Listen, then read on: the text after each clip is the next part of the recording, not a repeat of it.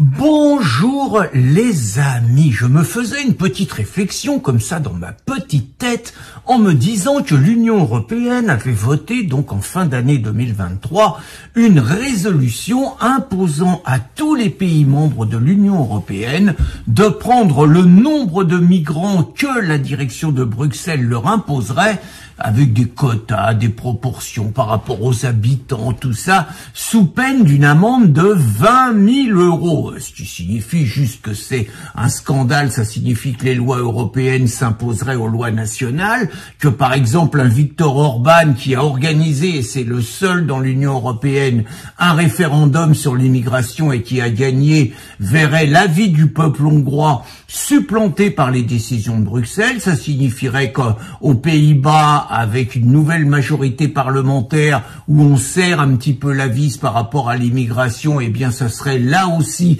les diktats bruxellois qui s'imposeraient. Mais en dehors de ça, je me faisais une réflexion sur ceux qu'on appelle les Gazaouis, les habitants de Gaza, qui serait donc 2 millions, qu'on présente comme une prison, un camp de concentration, évidemment, à ciel ouvert. On parle de crimes de guerre, on parle de massacres contre l'humanité, on parle de génocide dans toute la propagande pro-palestinienne qui est faite. On dit que ces gens-là sont en danger, on dit que les Israéliens vont les exterminer tous et tout, et je suis vraiment étonné.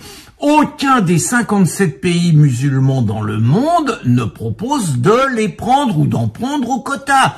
Par exemple, on nous dit qu'il y a 1,5 milliard de musulmans dans le monde. On peut supposer, il y en a 50 millions en Europe, tout ça c'est de la rigolade. On peut supposer que la plupart vivent dans des pays musulmans. Ça ferait à peu près un rapport de 1 à 1000. Et curieusement, aucun ne propose de les prendre. Et pourtant, entre nous, est-il totalement scandaleux que les Israéliens, je sais, je veux pas me faire que des potes, mais que les Israéliens, estimant que leur sécurité intérieure est menacée encore plus après ce qui s'est passé le 7 octobre, eh bien décident que ces populations, ces 2 millions, n'ont plus leur place à Gaza, qui, faut-il le rappeler, était sous contrôle israélien avant que Sharon, avec beaucoup de légèreté, ne décide de demander à des Israéliens de quitter Gaza pour laisser Gaza aux seuls représentants musulmans, palestiniens, on les appelle comme on veut. Donc c'est pas totalement illégitime quand on fait le bilan de près de 20 ans de toutes les requêtes prises et de l'action du 7 octobre que les Israéliens décident d'expulser 2 millions de personnes. Alors certains vont me dire, oh là là, mais c'est dégueulasse, tu te rends pas compte, c'est inhumain, c'est impossible, c'est barbare et tout. Bah, pas tant que ça. Je ferai remarquer qu'il y a des précédents historiques des plus intéressants. Les précédents historiques des plus intéressants, je vous ai mis un tout petit peu de documentation, c'est la création du Pakistan. Après la guerre, en 1947, on décide de faire un État musulman et un État hindou. On remarquera simplement qu'il y a des musulmans qui sont toujours en Inde, alors qu'à mon avis, il n'y a pas d'hindous qui sont au Pakistan.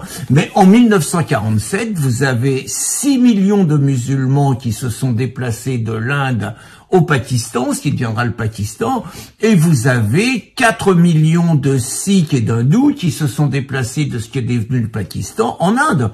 Déplacement volontaire de population qui ont choisi de vivre dans un pays religieux correspondant à leur culture, à leur mode de vie et tout. Donc 47. 45 à 47, 48, un exemple encore plus frappant, vous avez eu 15 millions de ce qu'on appelle Sudètes, qui étaient des Allemands implantés essentiellement en Tchécoslovaquie, mais aussi un petit peu en Hongrie et en Roumanie, des gens qui étaient là depuis 1300, 1400, depuis des siècles et des siècles.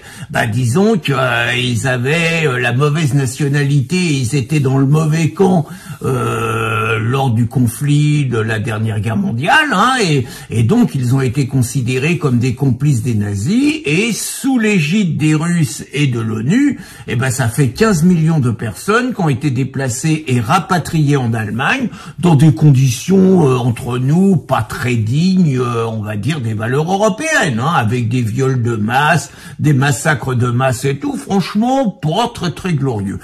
Donc ça en fait quand même 15 millions qui ont été déplacés, ça s'est fait. ça s'est fait. Il y aurait pas eu la guerre, tout le monde vous aurait dit c'est impossible, ils sont là depuis des siècles. Et puis, je vais parler naturellement de la situation des Français d'Algérie, qui étaient là, certaines familles étaient là depuis 1830, depuis 3, 4, 5 générations, et alors que la France avait gagné la guerre, on va pas revenir sur De Gaulle, sur les accords d'Alger, et sur le déplacement forcé avec presque le couteau sous la gorge, la valise ou le cercueil de plus d'1 million de personnes qui ont par ailleurs, de Français, qui n'ont pas été accueillis aussi bien par leur pays que ne le sont aujourd'hui les clandestins, petite parenthèse quand même. Tout ça pour dire qu'à l'époque, il y avait 8 500 000 personnes en Algérie, et on a 1 million qui sont partis, et puis ça s'est fait en quelques semaines et tout.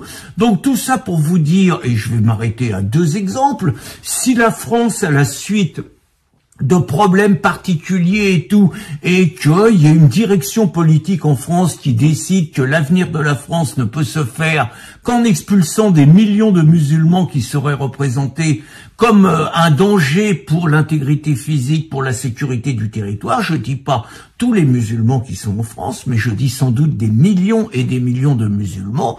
Il n'y aurait aucun problème, si on en a la volonté, à les virer dans des pays musulmans. Exactement comme il n'y a aucun problème, s'il y en a la volonté, à ce que les Israéliens virent 2 millions de Gazaouis dans des pays musulmans. Ce n'est qu'une histoire de volonté politique. On sait pertinemment que les pays musulmans, eux qui nous donnent des leçons, eux qui nous traitent de racistes, sont les premiers à refuser d'accueillir leurs coreligionnaires. On sait que non seulement ils refusent de les accueillir, mais qu'en plus ils nous en envoient de plus en plus et qu'ils refusent de reprendre leurs illégaux. Eh bien, c'est une histoire de rapport de force, c'est une histoire de volonté politique. Et si on voulait virer des millions de musulmans de France, il serait tout à fait possible de le faire. Donc tout ça pour vous dire que c'est la politique qui fait la vie et que, comme disait le président Mitterrand, mais d'autres avant lui, là où il y a la volonté, il y a un chemin. Bonne journée les amis.